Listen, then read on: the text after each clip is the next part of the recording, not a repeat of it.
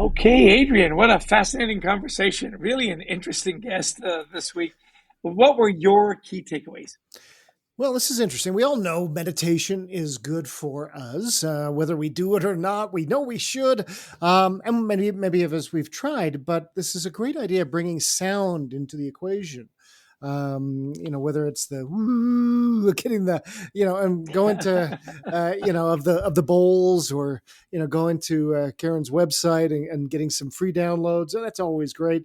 The brain needs these times where they reset through meditation. So I thought that was really important to begin how we might get a little bit more mindful as we move through our lives.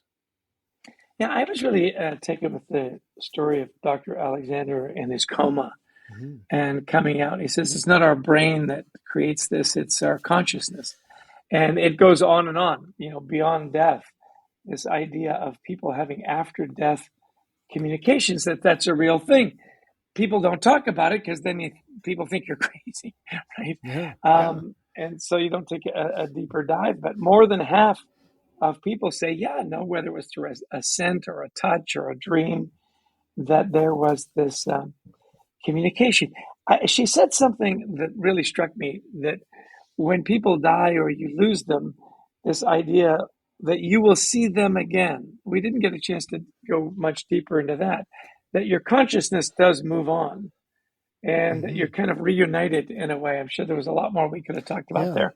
Interesting Yeah, that's because concept, right? it is because I think that's what Dr. Alexander came out of his coma saying. What he says, the brain isn't creating consciousness. He says, I've realized consciousness exists and we exist beyond this sphere. And as she said, there's other near death experiences that people say the same thing. And we've all had that experience, right? Where, and maybe not all of us. She says 60 to 70% of people. But last year when my dad died, Tony, my son, was down in California at USC, and it was a few hours later. He says he's just sitting in his apartment. He didn't even know that his granddad had died yet, and he says one of his chess pieces just toppled over.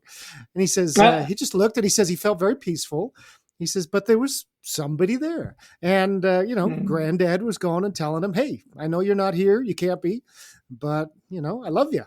And, yeah, I mean, we've all had those kinds of experiences, whether we accept them or not. And this is some pretty powerful stuff. yeah, yeah. The other thing, of course, that spoke to both you and I was this concept of gratitude, Mm, that you speak gratitude to your heart and to your yeah. consciousness, and the ripple effect that when you do that, it actually does impact people around you. And, we've all had that sense of there's something not right with somebody. They're anxious, they're angry, or whatever, and it does kind of repel us. At the same Mm, time, if you mm. put that goodness out to the world, it brings people towards you and reduces their anxiety. I thought that was great, the way that you can not just impact yourself, also those around you. I love that idea too. Yeah, putting it out because we do. We see there are people that will sit by and they just sort of emanate goodness, and you don't know what is. Hey, are you like you said? Are you a very religious person? Are you a spiritual person? Or, and there are just some people who emanate that, and others are definitely attracted to them. And what she's saying is, yeah, we put out gratitude through our hearts. That's really what makes people sort of more pulled toward us. The last thing I have too that she's saying, look, with all of this, find your purpose. Who am I? Where am I going? What's my purpose? Why am I here? So few people go through that exercise, but it's so important to keeping our mental health strong. Yeah, finding your purpose.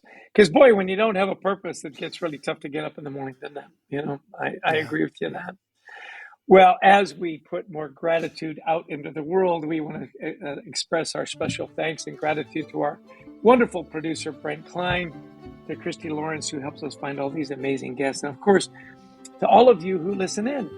If you like the podcast, we encourage you to share it. We'd love you to visit our website, thecultureworks.com, for lots of free resources to help you and your team thrive. But there's one other thing, Adrian, that we love to do, and what is Mhm. that? We love to speak to audiences around the world. I assume that's where you're going. We like to do that virtually or in person. Chester just got back from Dubai. I got back from Scotland. And we love to go, and wherever we're asked to go in this great world, we love to speak on topics of culture, leadership, teamwork, resilience. So give us a call. We'd love to talk to you about your event. And don't forget to pick up a copy of Anxiety at Work at a bookstore or on Amazon, anywhere near you. Well, another delightful guest. So grateful for you all taking time to listen in. Hopefully there were 2 or 3 things that helped reduce your anxiety and make your day just a little better. But as always, Adrian, I give you the last word. I don't know when this started, but I don't know always, but yeah, I'm happy to have the last word. And what we do is we wish all of you for listening in the best of mental health. Until next time.